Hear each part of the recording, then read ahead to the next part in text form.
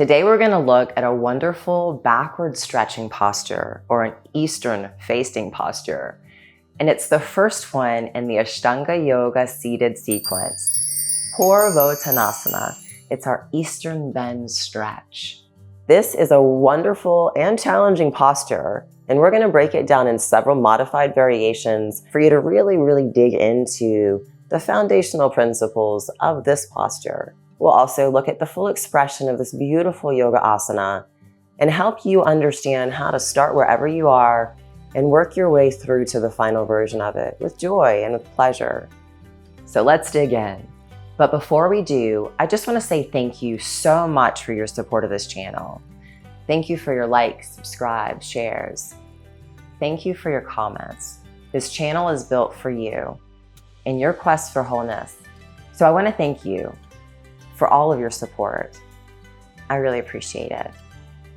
Now let's dig in. From downward facing dog, walk your feet to your hands and have a seat.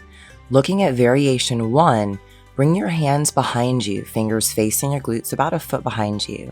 Your feet are hip distance apart, but your legs are still spread pretty far in front of you. When you're ready with your hands in position and feet in position, press through both your hands and feet simultaneously to lift your hips up.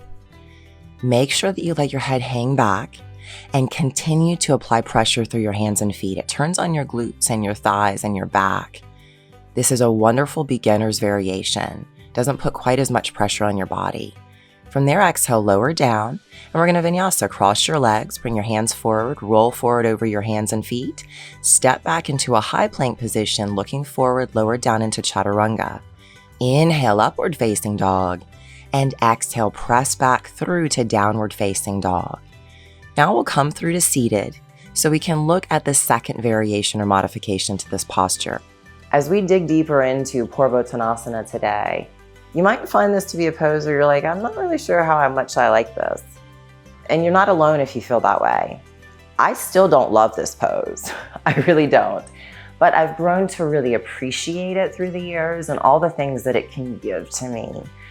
We spend so much time in this body, in this day and age, bent over a desk, or bent over a car, or bent over a phone. And we tend to really shorten the muscles in the front of the body.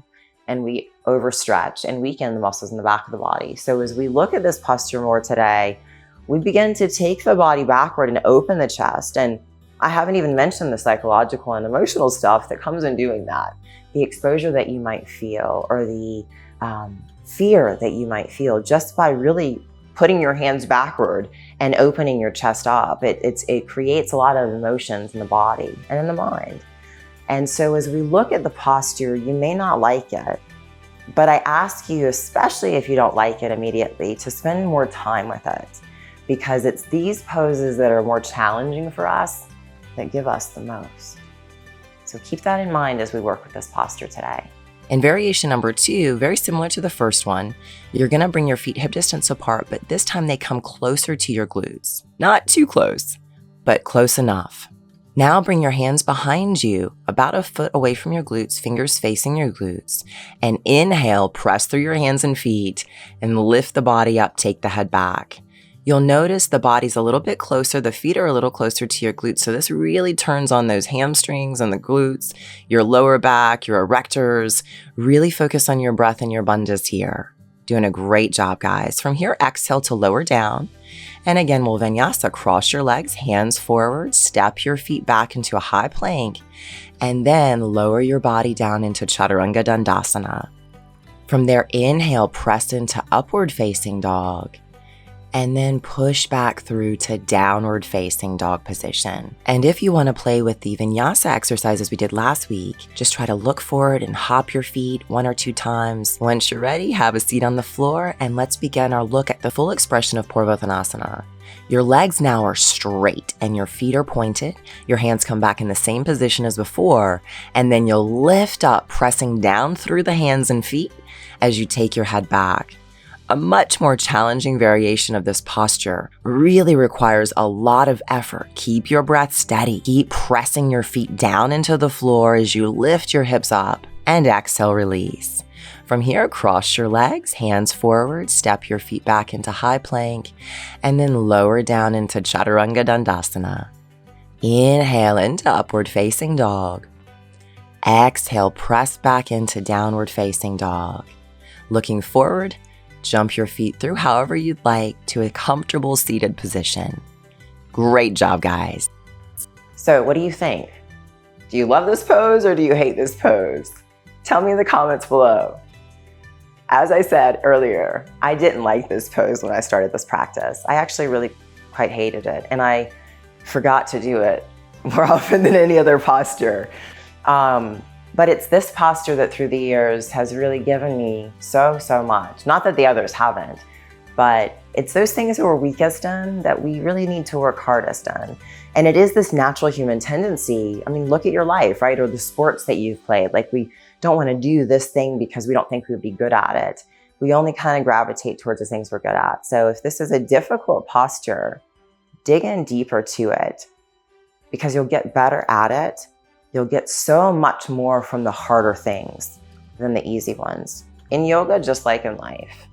So thanks for spending time looking at Purvottanasana with me today. I love to interweave all the things that I'm passionate about. Traveling is one of them. And as you know, yoga and wholeness are others. And this year, the International Yoga Meditation Adventure Mindfulness Retreat that I put together takes us to Turkey. It's 15 wonderful days as we explore 7 different geographical regions through Turkey. And we do yoga and meditation all along the way. It's a vacation created for you, where you literally pay for your airfare, your insurance, and your trip. And you arrive in Istanbul and I take care of the rest. From accommodations to food, to all the transportation, to all these different places, to all the entrance fees, everything. And of course, I take care of all the yoga and meditation sessions too. I've been to Turkey to plan this retreat, and I'm so excited to share it this year. So if you want to check out more, there's a link in the description box below for a video that I created that lays out the entire itinerary from city to city, boat tour to archaeological exploration, and all the things in between. So please do check that out today. Next week, we'll move right along into Ardha Baddha Padma Paschimottanasana. And I look forward to seeing you then. Namaste.